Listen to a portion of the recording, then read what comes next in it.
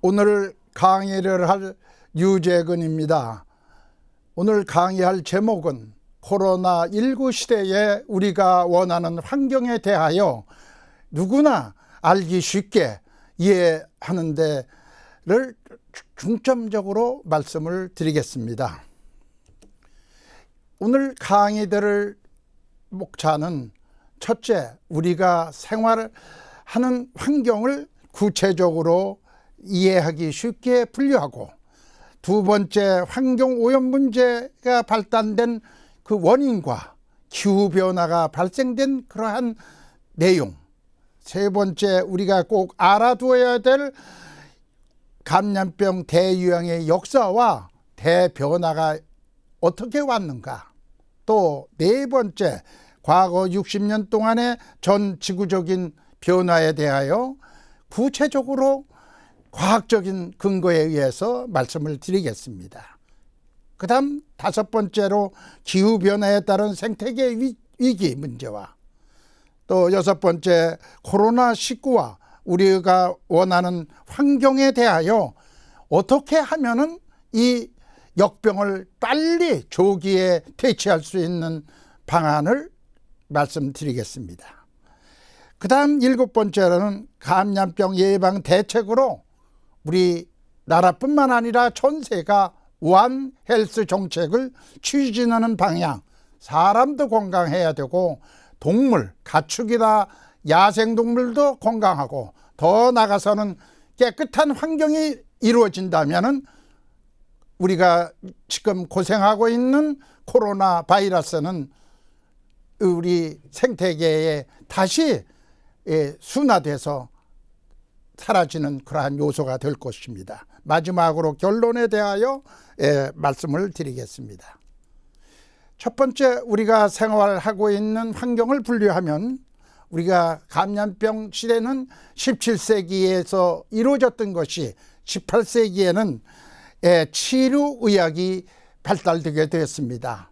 로버트 코가 콜레라균, 결핵균을 발견하고 파스툴이 저온살균법을 개발함에 따라서 이 환자를 치료하는 그러한 요소가 첫 번 시작이 되던 그러한 18세기입니다. 19세기가 되면서 예방의학 시대가 되면서 공중보건이라는 개념이 퍼블릭 헬스라는 개념으로 질병의 예방, 건강의 증진, 수명의 연장을 하는 학문이 싹트게 됐습니다. 21세기가 되면서 환경보건 문제가 시대가 됐습니다. 이거는 화학물질이 많이 쓰고 또 도시화와 산업화에 따라서 대량 생산, 대량 파괴, 대량 소비에 의해서 많은 폐기물 문제라든가 환경오염, 대기오염, 수질오염, 폐기물오염, 토양오염 등이 발생됨에 따라서 그것을 환경보건학적으로 완전히 개선하려고 노력하던 그러한 시대가 되겠습니다. 다음은 우리가 생활하는 환경을 분류하면 크게 두 가지로 나눕니다. 하나는 자연적 환경, 하나는 사회적 환경으로 나누는데, 우리가 자연적 환경, 생활 환경이나 자연 환경에 대한 문제가 물리화학적인 환경, 대기오염이나 수질오염이나 빛이나 소리나 이런 문제를 과학적으로 증명하고 진단하고, 또 나가서 생물학적인 환경은 생태계, 생산자, 소비자, 분해자, 이 사이클이 도는데 우리 생태계에서 가장 중요한 동물이라든가 식물이라든가 미생물이라든가 이런 것들이 유익한 미생물도 있지만 유해한 미생물, 세균, 또 지금 발병하고 있는 코로나 바이러스, 이런 것들이 병원 미생물로서 생물학적인 환경에 들어가서 이 상태가 물리적 환경이 변화에 따라서 이것이 변이도 되고 여러 가지 질병이 생기는 원인이 되고 있습니다. 이 사회적 현상은 첫째, 인위적인 현상을 말하는 것입니다. 의복이라든가 식생활, 주거생활이 따라서 경제 상태가 좋은 사람한테는 좋은 상태는 기생충이나 이런 패턴이 저소득층하고 다르게 양상이 나오고, 이런 것들을 연구하는 것들이 또 사회적 환경에 있어서 의복에 위생적으로 빨래를 잘해서 입는 사람하고 오랫동안 입는 그러한 요소에 따라서 병이 가고 안 가고 하는 문제, 주거시설이 완전히 환기가 잘 되는 시설이냐, 완전히 중앙 난방으로 해가지고서 이루어지는 그러한 문제가 발생되는 것이 21세기의 주택 문제에서의 밀폐된 문제가 나오고 있습니다. 다음은 사회적 환경에 있어서는 정치, 경제, 종교, 교육에 따라서 이것이 교육을 많이 받은 사람, 부자와 또 종교가 어느 종교에 따라서 이것이 달라지고 있습니다. 또 정치 상태가 달라짐에 따라서 질병이 가고 안 가고 하는 그러한 양상을 가지고 있습니다. 환경오염 문제 발단과 기후변화에 대해서 중점적으로 말씀드리겠습니다. 환경오염 문제의 발단은 경제 성장에 따라서 산업화가 되고 도시화에 따라서 거기에서 에너지를 과소비로 쓰다 보니까 기후변화가 이루어지게 됐습니다. 2020년 CO2 농도는 420ppm을 나타나고 계속 전 세계의 과학자들은 경고를 하고 있습니다. 1.5도씨 이상이 되면 자연적으로 많은 환경 변화가 이루어지고 점점 2%, 3% 이런 데에 경고를 주고 있습니다.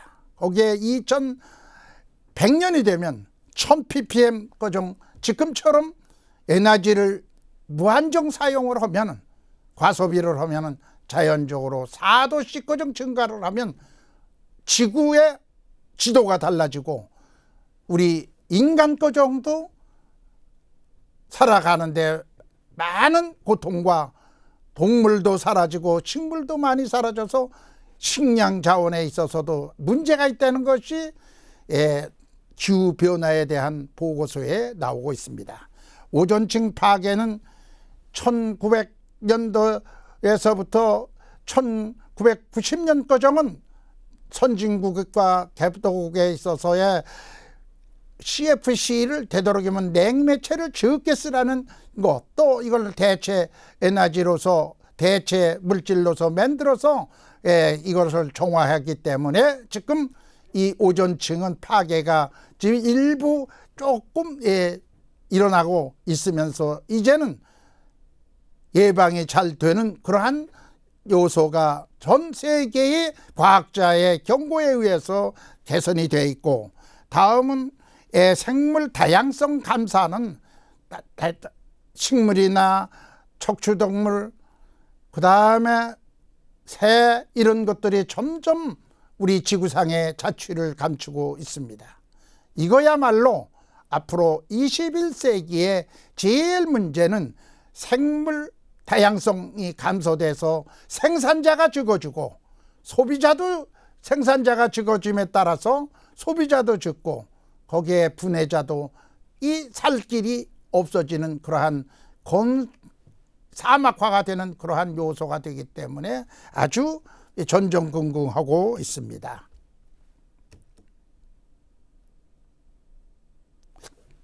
네 번째는 화학물질이 계속 많이 발견도 하고 그 화학물질을 계속 사용하고 있습니다.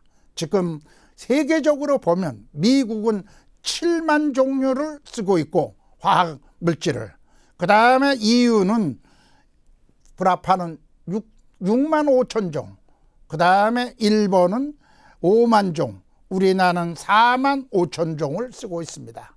여러분들도 잘 알다시피 낙동강 페놀 사건, 그것도 하나의 우리가 생각하는 화학물질이라고 봅니다. 이런 물질들이 계속 사용하다 보니까 뭐냐 하면 특히 농약이라든가 제초제, 비스페놀, 프탈레이트 이런 물질들이 많이 사용해서 어떤 종은 암눈만 나오고 어떤 종은 순눈만 나와서 지금 21세기에 멸종위기에 있는 처해 있는 그러한 동물들도 지금 전전긍긍하고 있습니다. 다음은 과거 감염병 대유행에 대한 역사와 변화에 대해서 말씀을 드리겠습니다. 과거 감염병 대유행의 역사와 대변화를 보면 고대 유럽에 3번의 역병이 왔습니다. 이 수인성 전염병인 장디부스, 머리가 완전히 빠지면서 고열이 나면서 설사 복통이 나는 아주 무서운 병입니다. 천연두, 이 천연두는 지금 3번 역병 중에 가장 문제가 되면서 지구상에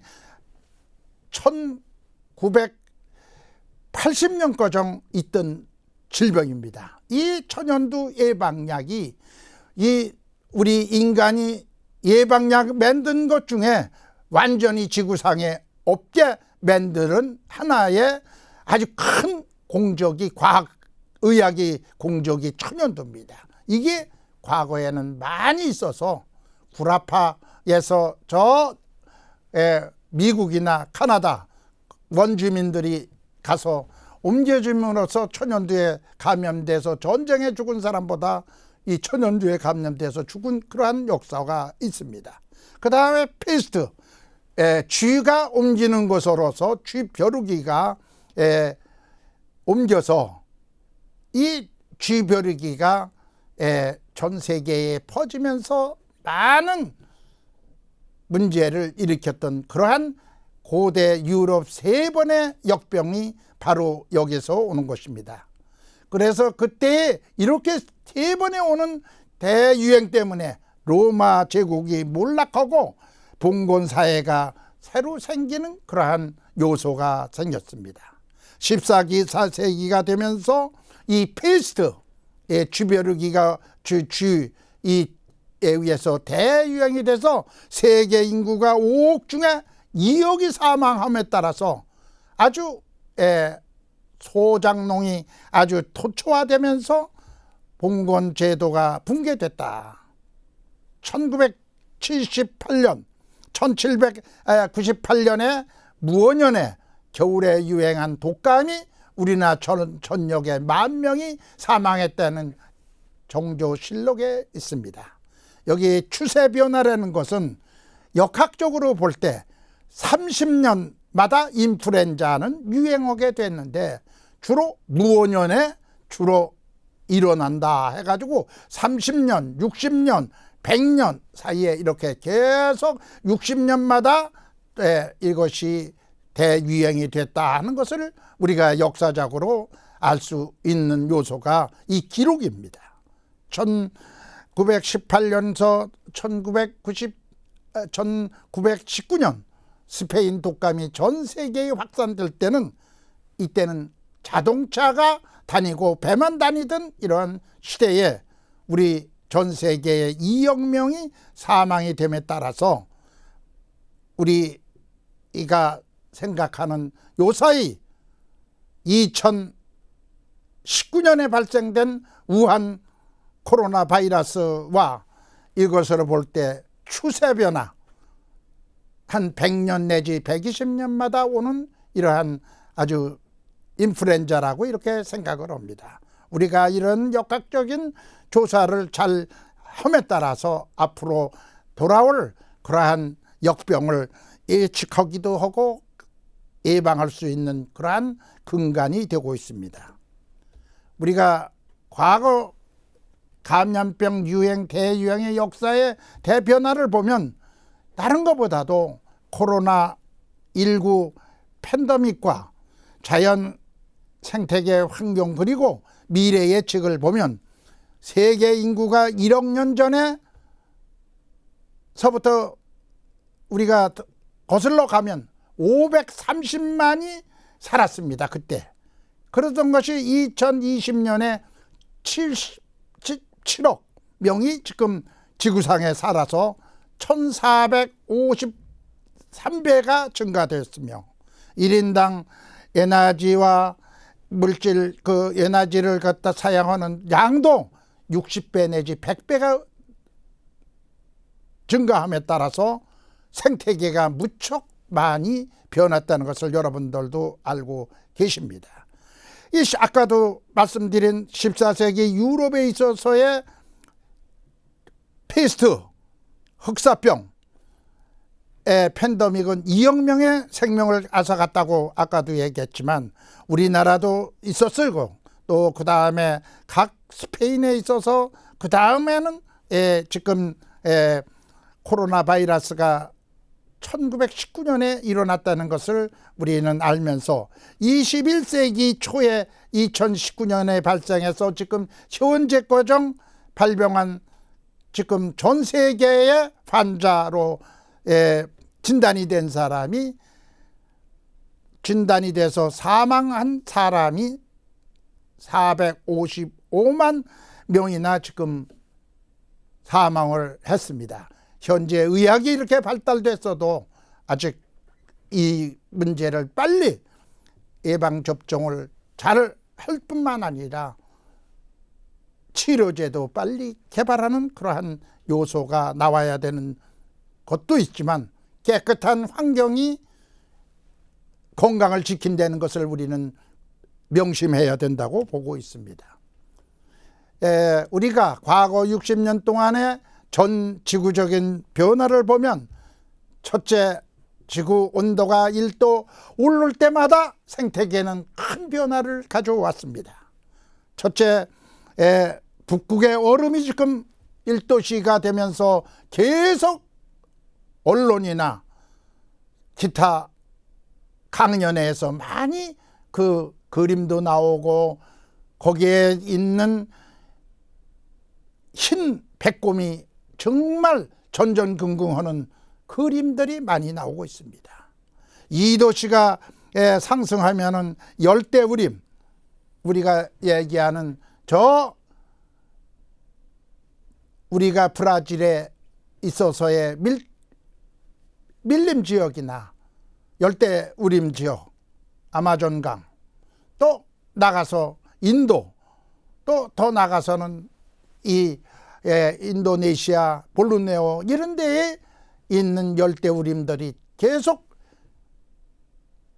농경지로 변하면서 커피를 생산하는 그러한 것을 한다든가 농작물로 변하면서 계속 생태계가 파괴되고 있습니다.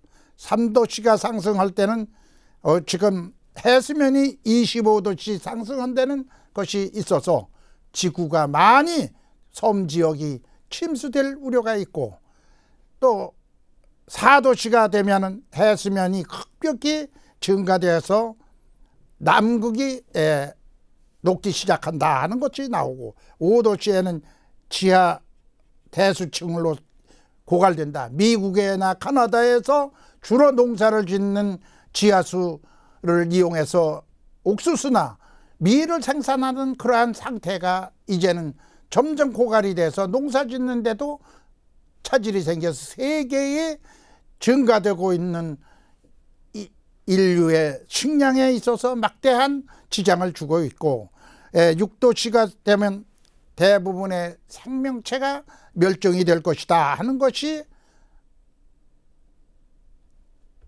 과학자들의 일구동성 예측하는 것입니다. 공룡처럼 사람도 사라지지 않겠느냐 이런 예감을 자꾸만 나오고 있습니다.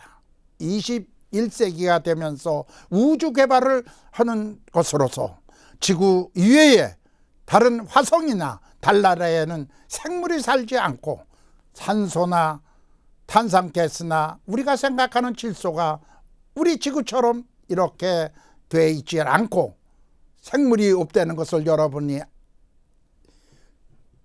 많은 책에서도 나와 있고 사실 이렇게 우주 개발을 하지만 거기에 있어서의 생물이 살았느냐 안 살았느냐에 대해서 연구를 하면서 우주에서 본 지구를 보니까 푸르다 하는 것을 소련 우주인 유리 가가린이라는 사람이 우주선에서 보고 지구는 푸르다 하는 얘기를 한 것과 같이 생명이 사는 그러한 곳이다 하는 것을 느낄 수가 있습니다. 하나뿐인 지구, 우리가 딴 것보다도 이 하나뿐인 지구를 잘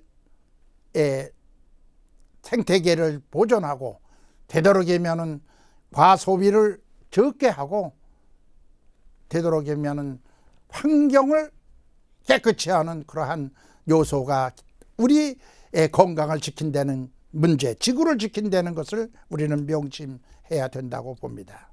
60년 동안의 전 지구에서 대량 생산, 대량 소비, 대량 파괴에 의해서 이 지도는 계속 완전히 빨개지는 것으로 볼 때 점점 지구가 뜨거워진다는 것이 한눈에 볼 수 있는 그러한 요소입니다. 1400년 동안 CO2가 400ppm 증가되었다는 것을 여러분들은 잘 직시할 겁니다.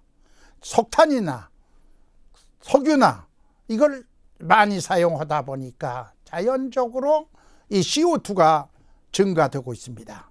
지구 온난화를 지키는 데 있어서의 대기 오염 물질 중에 가장 중요한 게 CO2가 60%를 지구의 온난화에 기여를 하고 20%가 메탄, 소가 하품하고 소의 분뇨에서 나오는 것이 20%, 그 다음에 하수처리장이나 기타 농경지에서 나오는 게 N2O, 그 다음 마지막으로서는 CFC나 기타 판이라든가 이런 물질이 14%, 이래서 이 지구의 온난화를 하는데 CO2가 가장 관리하기 쉽고 이것을 줄일 수 있는 것이 첫 번이라서 CO2부터 60%를 감축하는 그러한 요소로서 지금 전 세계는 2050년까지 되도록이면 계획을 세워서 유엔이나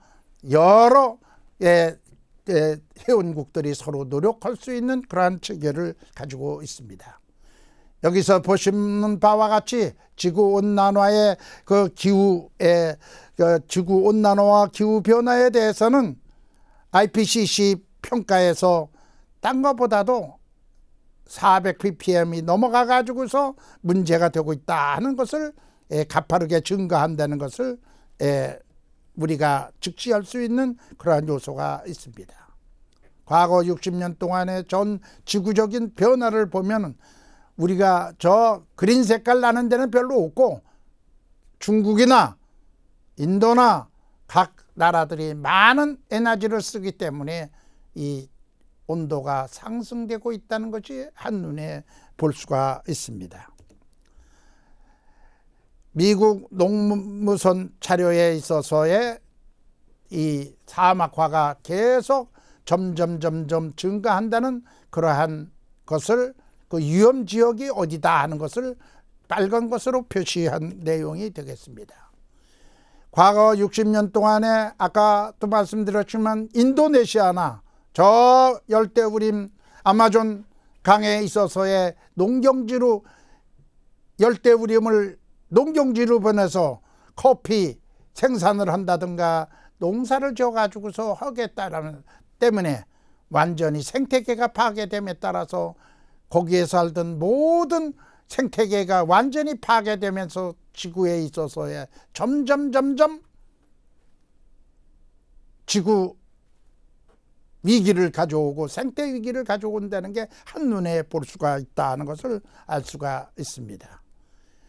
다음, 아까도 중점적으로 생물 다양성에 대한 파괴 얘기도 척추동물에 대해서 말씀을 드렸지만 그 인도네시아의 산림 파괴가 한눈에 볼 수 있는 그러한 요소가 되고 있습니다.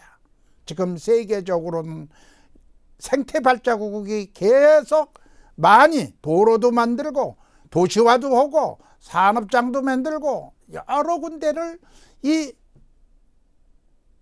간척지도 만들고 이러다 보니까 생태 발자국이 점점 이 우리 지구 2배 정도 이상이, 지구가 2개 이상이 있어야 농작물도 재배해서 77억이 먹을 수 있는 그러한 음식을 만들어 줄 수도 있는 요소이기 때문에 되도록이면은 생태 발자국이라는 개념을 잘 알고 우리는 이 문제를 빨리 해결하는 그러한 요소가 되어야 되겠습니다. 네, 뭐냐면 과거 60년 동안 전 지구 변화를 보면 어류가 종들이 사라지고 양서류, 개구리 종류, 또 코끼리 숫자도 점점 줄어들어가는 것을 한눈에 볼 수가 있습니다.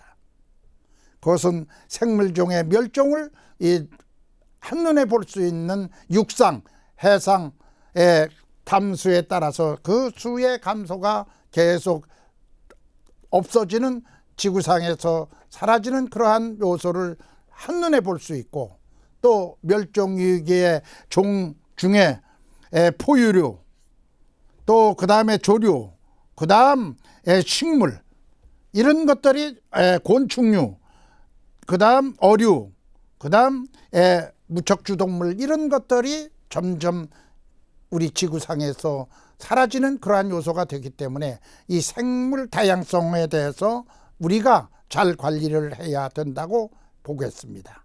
그래서 이 생물 다양성을 우리가 조사할 때는 생태계의 다양성이 있느냐, 또 종 다양성이 있느냐, 그 다음에 유전자 다양성을 갖게 하기 위해서 우리 이런 연구를 계속 추진하고 있습니다.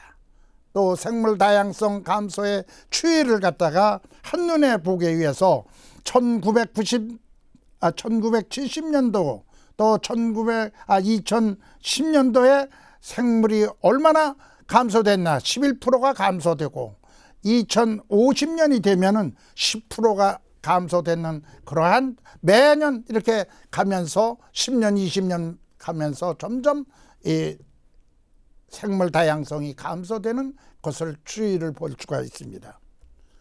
이 그림은 과거 60년 동안 전 지구 중에 우리나라에 들어오는 대기 오염, 특히 미세먼지에 대한, 초미세먼지에 대한 내용이 되겠습니다.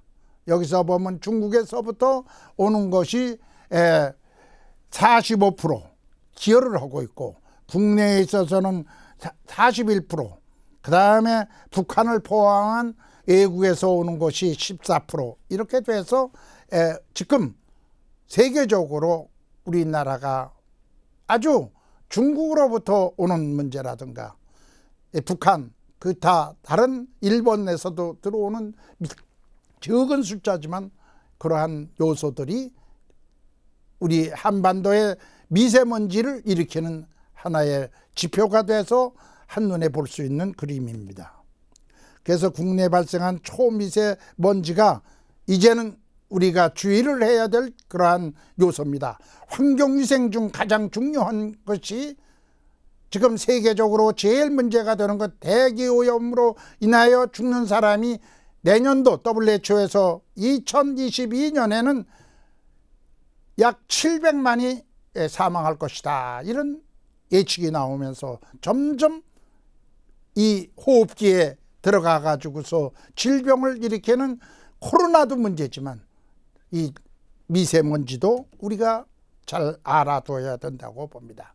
다음은 기후변화에 따른 생태계 위기에 대해서 말씀드리겠습니다. 특히 기후변화에 따른 생태계의 파괴 현장을 한눈에 보는 것은 요사이 미국, 각 나라에 따라서 호주라든가 터키라든가 중국에 있어서의 문제라든가 각 나라마다 생태계가 파괴하는 현상이 점점 나오고 있습니다. 그것에 산림이 불태우는 것도 그렇고 여러 가지가 화산이 일어나는 문제라든가 이런 것들을 어디서 보면 잘 보이느냐, 우주선에서 봤을 때 그것을 잘 느낄 수가 있습니다. 이 환경 파괴와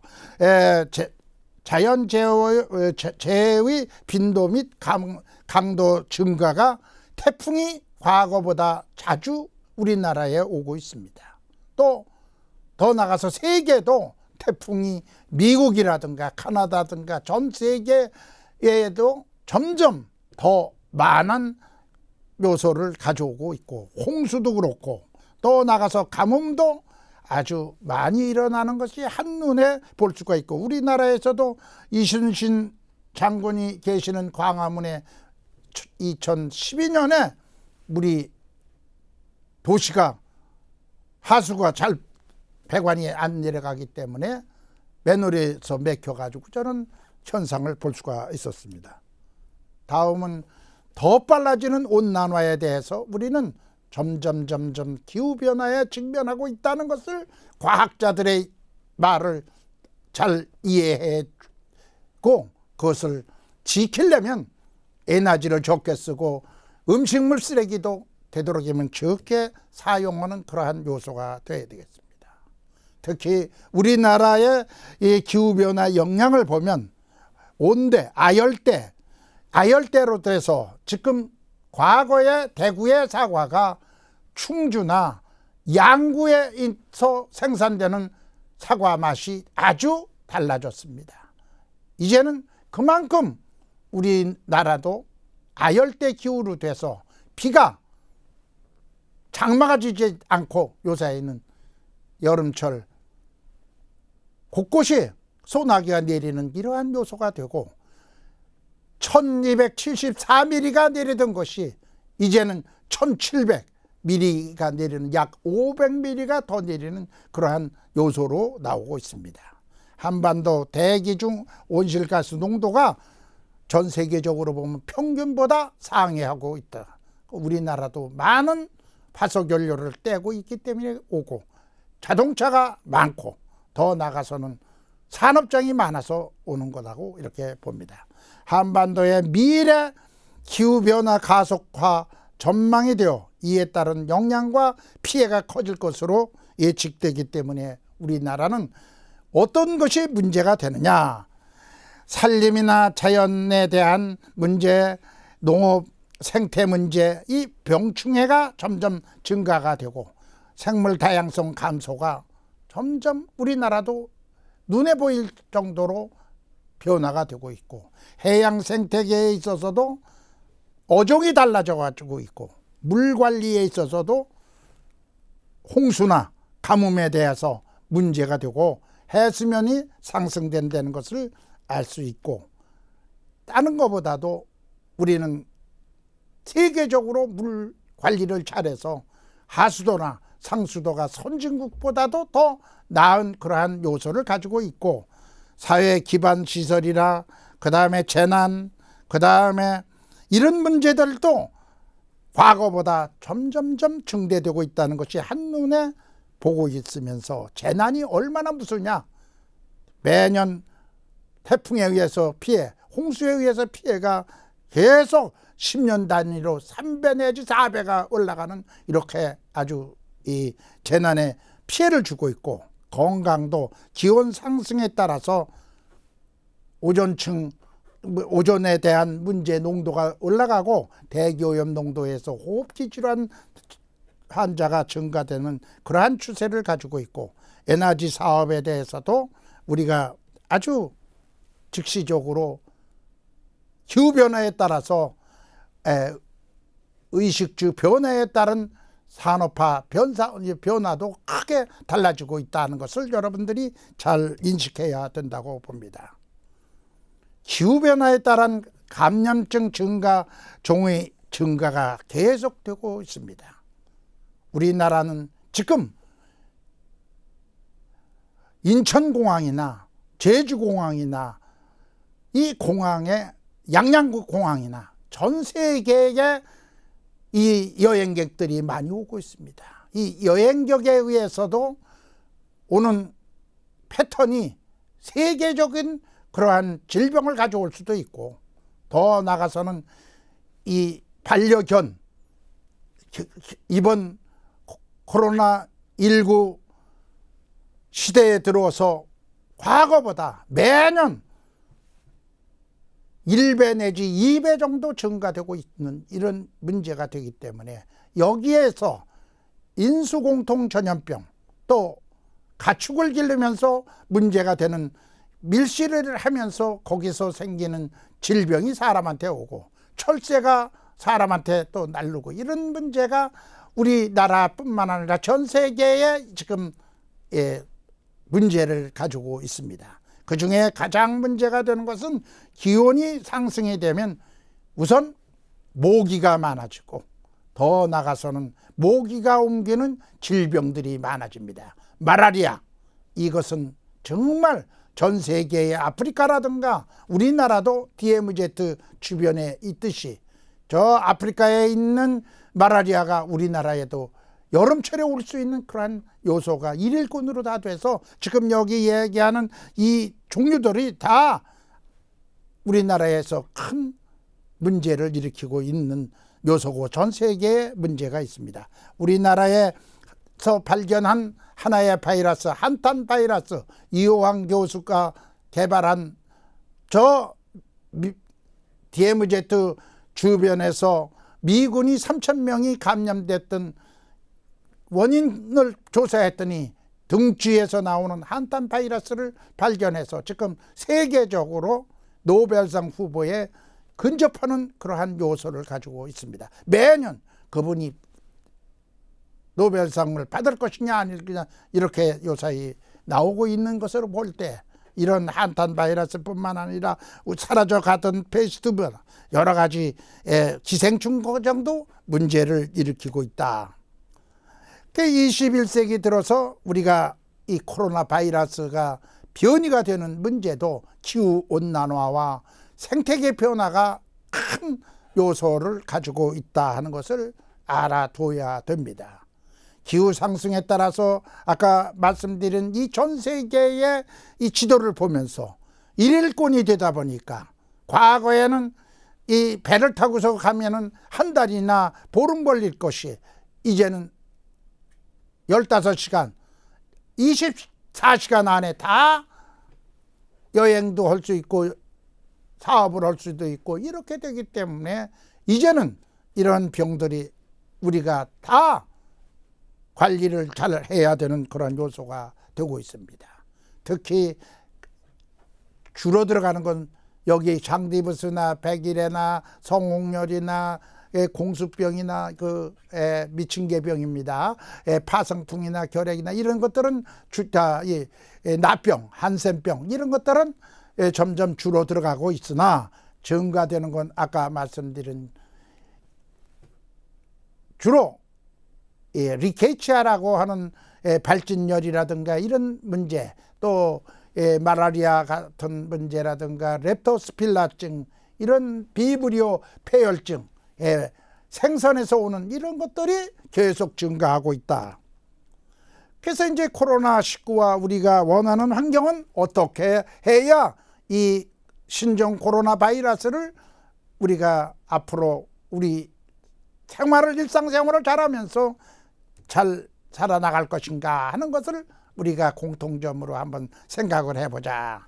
첫째, 과학에 근거해서 지켜라, 뭘 해라 하면은 우리는 과학적 지식에 의해서 모든 예방 수칙이나 모든 것을 잘 지키는 그러한 민족이고, 따라서 제가 세계적으로 손을 제일 잘 씻는 나라가 과거에 구라파나 미국인 줄 알았더니 세계에서 가장 손을 잘 씻는 곳이 우리 대한민국이다 하는 것을 이제 인식하고, 이번 코로나19 시대에서 우리나라가 잘하고 있는 것은 계속하면은 세계의 1등 국가로서 잘 나갈 것으로 보고 있습니다. 그 다음에 일상생활에서 경제적인 방식의 큰 변화가 필요합니다. 변화되지 않으면 안 됩니다. 과거에 다르면 안 되고, 되도록이면 코로나19 시대에 이제는 과학자라든가 방역학자가 얘기하는 것은 잘 지키면서 모든 일에 적응을 잘하는 그러한 국민이 되어야 된다고 봅니다. 국제사회에서 아주 공동 대책을 이루어져야 나갈 그러한 일을 우리는 만들어야 되겠습니다. 그것이 뭐냐 하면 전체 세계가 잘 대규모 재정을 투입해 가지고 유엔이 지속가능 발전을 위해서 17가지 문제라 거기에 세부사항 169가지를 잘 세계적으로 지키는 그러한 요소가 되어야 되겠습니다.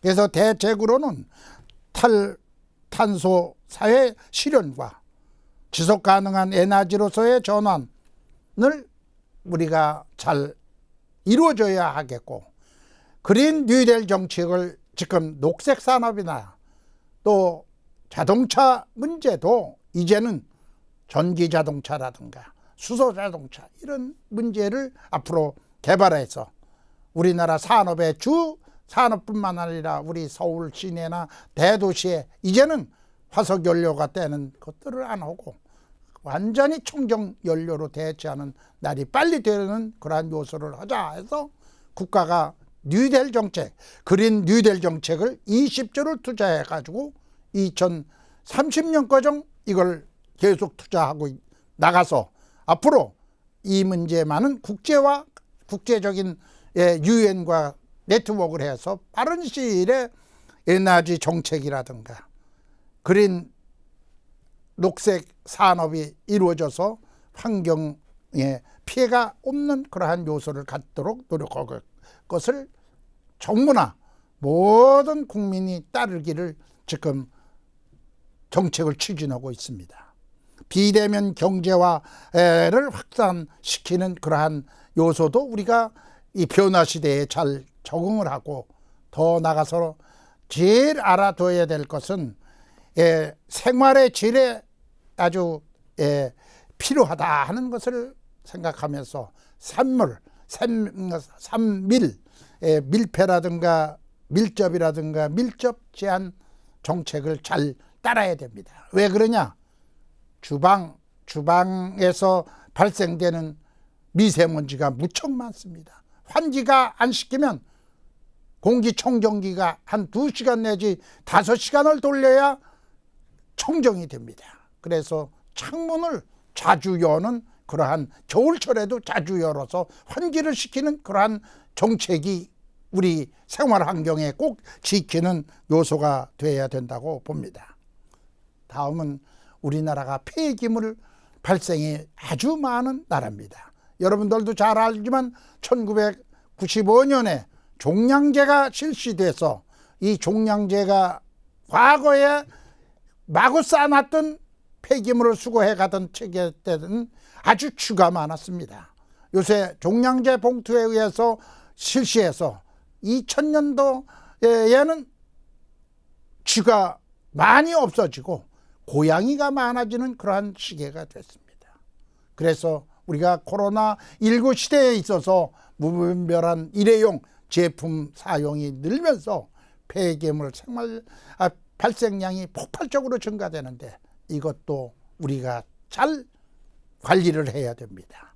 3R 정책 뭐냐 하면 줄이기, 또 재이용, 재순환 정책을 정말 정부가 추진하고 있는 3R 정책, 또 유엔이나 각 나라가 지키는 3R 정책을 잘해서 폐기물, 폐플라스틱 문제가 우리 지구상에 정말 점점 줄어서 해양의 물고기가 마음 놓고 생태계를 살아갈 수 있게 만들어줘야 됩니다. 그래서 우리가 다른 것보다도 감염병의 근원 원인은 3가지로 직접 보고 있습니다. 근원 요인은 인구 성장과 구조가 점점 우리나라도 과거에 1960년대만 해도 우리나라가 2,500이던 나라가 지금 현재 5,500만 정도가 살고 있습니다. 그러다 보니까 식량은 다 미국에서 가져오는 콩, 밀 이런 것을 주식으로 하고 소고기, 돼지고기 이런 것 그 정도 사서 먹으면서 또 소고기, 돼지고기를 기르는데 축산이 밀실이 돼가지고서 기른다든가 닭이 밀실이 돼서 기르는 그러한 요소가 지금 현재 많이 개발이 됐지만 이런 것들이 많이 산업 구조가 많이 달라지고 산업화가 많이 돼서 우리나라가 세계 1등 상품이 최고인 나라가 2000년도에 들어와서 2010년이 돼서 우리나라 제품이 세계 최고의 제품이 됐습니다. 지금 계속 나가면 2040년까지 우리나라가 1등 상품으로 세계를 나가지 않겠나. 도시의 인구가 세계 인구가 90%가 도시에 살고 있고 그 세계화가 돼 있다. 일일권이 돼가지고 모든 전염병이 세계적으로 이제 확산되고 있다. 이렇기 때문에 이번에 팬데믹으로 코로나 우한 바이러스가 세계적으로 이렇게 순식간에 2년 동안 계속 가고 아직도 이것이 감소되리라고는 서로 노력하고 있으나 아직 우리가 환경을 깨끗이 하지 않으면 안 된다는 그러한 요소가 있습니다. 특히 사회와 경제, 정치, 문화가 아주 거시 환경의 변화가 이루어져서 되도록이면 아주 문화뿐만 아니라 정치도 아주 우리가 바라는 정말 좋은 정치가 되기를 기원하면서 우리 물리적 환경의 변화가 이렇게 변화됨에 따라서 기후온난화라서 이런 직접적 요인에 의해서 근원적 원인에 의해서 직접적인 요인은 이 병원체가 점점 진화가 내성균이 생긴다든가 이런 문제가 생기고 기후변화라든가 생태계 변화 여러 가지 변화들이 여기에 오고 빈곤하고 사회의 격차가 생기면 빈곤하는 사람한테 전염병이 더 많이 가는 그러한 요소를 가지고 있습니다. 또 식품 산업의 변화가 되고 있습니다. 요사이 뭐냐면 택배가 날르는 음식으로 되다 보니까 플라스틱이 많아지는 그런 문제라든가 공중보건원이라든가 의료체계가 변화가 되고 있습니다. 우리나라는 지금 평균 수명이 84세입니다. 여러분 잘 아시겠지만 1900년 우리나라의 평균 수명은 23세였습니다. 그러던 나라가 현재 우리나라는 84세. 이번 코로나로 저 선진국 일본도 사망률이 높기 때문에 우리나라가 세계의 최고인 1등 국가가 아닌가 이런 예측을 해봅니다. 직접 요인을 우리가 잘 복잡하지만 이런 걸 잘 이해하고 우리가 감염병이 전파가 호흡기에 의해서 전파되는 거, 수인성 물에 의해서 오는 거, 그 다음에 식품 매개 이런 문제뿐만 아니라 곤충, 모기라든가 그 다음에 찐득이라든가 이런 것들, 인수공통 전염병, 동물에 있던 게 사람한테 오고 사람한테 있던 게 동물에 가는 게 60%입니다. 그래서 되도록이면은 이 야생동물을 괴롭히지 말고 야생동물을 먹지 말고 이런 요소가 앞으로는 잘 나가야 되겠습니다. 성매개에 의해서 매독이라든가 임질이라든가 에이즈 같은 것들이 번창할 수가 있는 그러한 요소가 있고 여러 가지 예방접종 대상의 감염병 문제라든가 항생제 내성 문제라든가 여러 가지들이 문제가 되고 제일 문제는 원인 불명의 신종 감염병이 점점 늘어가는 그러한 추세가 있다. 이런 문제를 우리가 한눈에 이걸 잘 이해하면서 나가야 된다고 봅니다.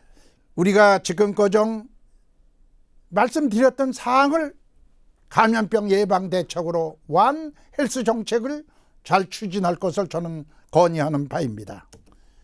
특히 감염병 대책으로는 숙주는 인간, 동물, 그 다음에 토양에서 이러한 병원체가 세균이나 바이러스가 생활하고 증식할 수 있는 그러한 장소. 동물에는 제일 중요한 게 동물에서부터 사람한테 오는 인수공통 전염병이 약 60% 이상이 된다고 이렇게 세계 학자들은 얘기하고 CDC 분들도 그렇게 하고, 병에는 병원체입니다.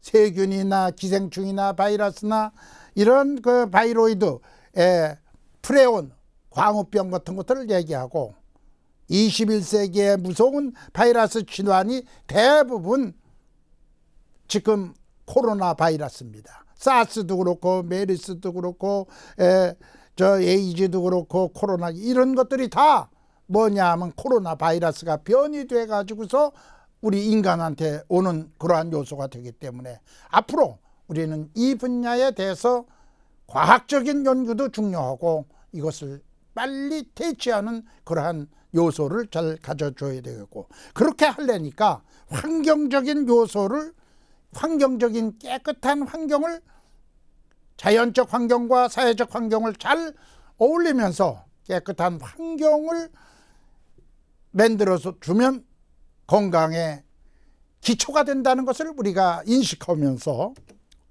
다른 문제보다도 깨끗한 환경은 병원체가 있어도 우리 환경이 깨끗하기 때문에 숙주한테 안 가고, 깨끗한 환경이 되면 미생물이, 이 병원성 미생물이 숙주한테 안 간다. 사람이나 동물한테 안 가기 때문에 자연적으로 우리가 예방할 수가 있는데, 더러운 환경이나 또 아주 병원체나 숙주가 아주 오염이 된 그러한 곳은 자연적으로 병이 발생돼서 전 세계적으로 팬데믹이 있을 수 있다 하는 것을 우리가 한눈에 볼 수 있는 요소가 있습니다.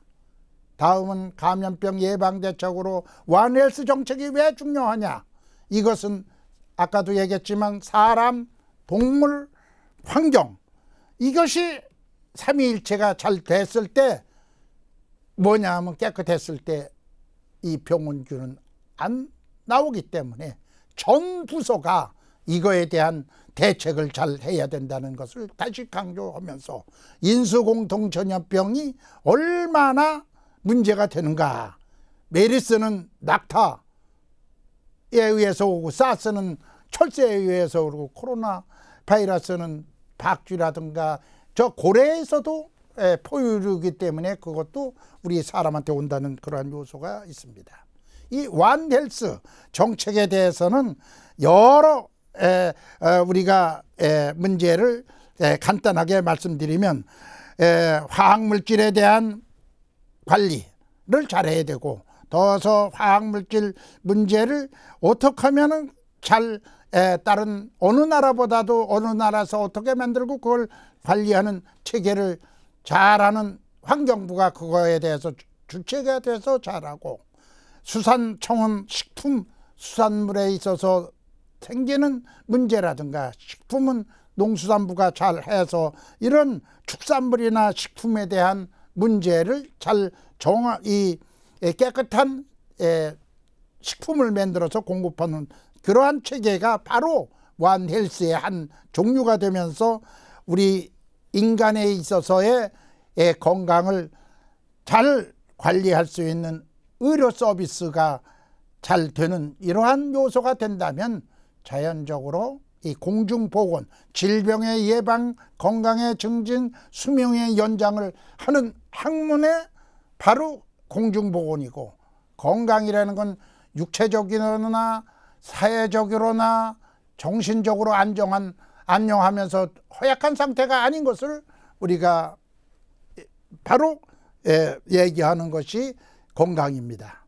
다시 우리가 그것을 쉽게 원헬스의 대책 항목으로서는 인간이 건강해야 되고, 더 나아가서는 동물이 건강해야 되고, 환경이 건강해야 되는데, 이것에 대한 대책이 아주 한눈에 볼 수 있게, 비전염성인 거 당뇨, 고혈압, 비만, 전염병, 항생제, 내성균 출현이 되니까 그런 거에 대해서 인간이 잘 관리를 해야 건강 그런 것이 안 발생되게 항생물질도 적정 먹는 것을 함부로 먹지 말아야 되고 동물도 뭐냐면 반려동물 개나 고양이에 아주 건강하게 해야 되고 더 나가서는 수인성 전염병, 가축 유행병에 대해서도 관리를 잘 하는데 누가 해야 되느냐? 수의학을 전공한 사람이 건강동물을 잘 관리하는 그러한 요소를 갖게 하고 더 나가서는 이 환경에 있어서는 생태계를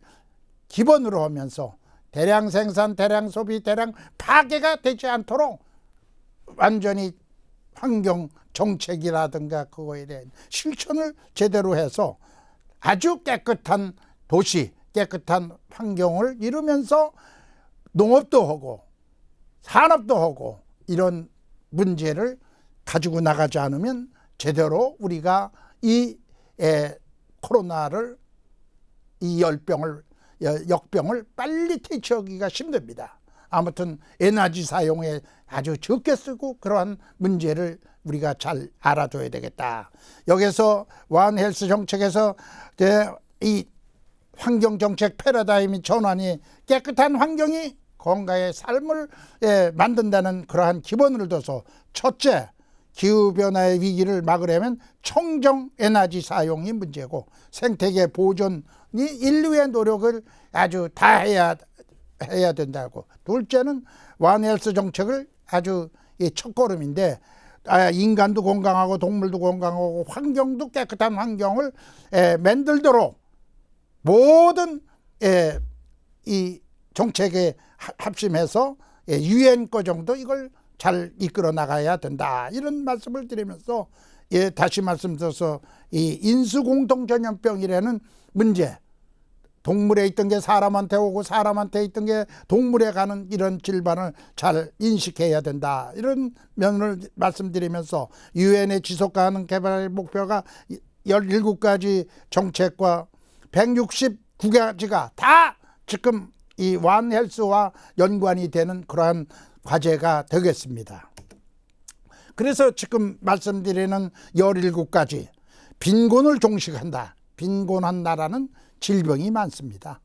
그 다음에 기아를 종식한다든가 건강한 삶을 한다든가 그 다음 평등한 교육, 성평등 그래서 여자를 뭐 30% 국회의원을 시킨다든가 장관을 시킨다. 이게 다 지금 이 유엔이 하는 일을 국가가 지금 계속 추진하고 깨끗한 물과 위생에 대한 문제 또 에너지도 재생 에너지를 쓰자든가 지속 가능한 도시를 만들자든가 지속 가능한 소비 도시를 갖다가 잘 해야 되겠다. 그 다음에 평화와 전쟁이 있으면은 질병이 많아지는 그러한 요소가 되고 육상 생태계 보호라든가 해양 보존이라든가 기후변화 대응을 잘하자 하는 것이 유엔이 이 각 나라에게 정한 그러한 요소가 되겠습니다.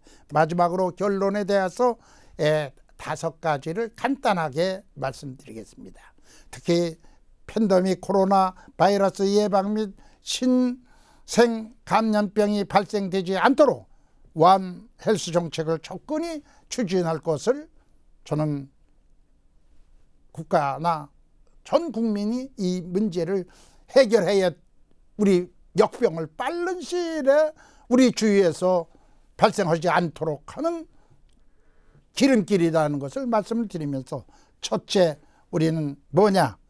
딴 것보다도 인간은 생태계를 파괴하지 않고 자연의 일부분이라는 것을 잘 알고 나가야 된다는 것이 우선이다. 둘째, 우선적으로 자연 보존을 기본적으로 하면서 탄소 줄이기라든가 에너지 전략을 정책으로 기본으로 추진하고 셋째, 코로나 이후 폭발적으로 증가하는 폐기물을 줄이기 위해서 3R, 줄이기, 그 다음 재이용하기, 그 다음에 재순환하기 이 정책을 하지 않으면 양산되는 폐기물이 계속 매립이 되고 이것이 해양이나 각 환경 오염을 시키는 근원이 된다.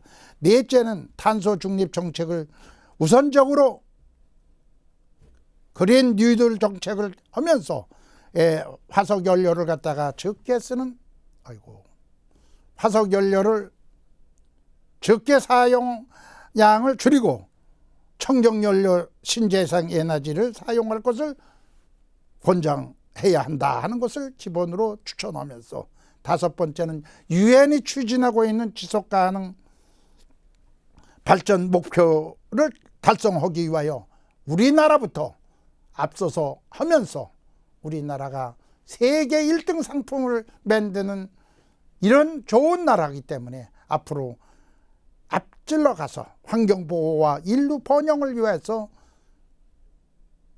일익을 담당하는 국가라는 것을 전 세계가 알 수 있게, 이렇게 발전할 때 우리 나라에서부터 뭐냐 하면 역병, 지금 코로나 바이러스는 자연이 깨끗이 됨에 따라서 우리 주위에서 사라질 것으로 생각됩니다. 깨끗한 환경이 건강을 지켜준다는 이러한 이념을 잘 이해하시면서 완 헬스 정책을 잘 이끌어 나가길 바라면서, 저도 열심히 이 완 헬스 정책을 우리나라의 교육, 더 나아가서는 각 부처가 앞장서게 아주 할 것을 약속드리면서 오랫동안 경청해 주셔서 대단히 감사합니다.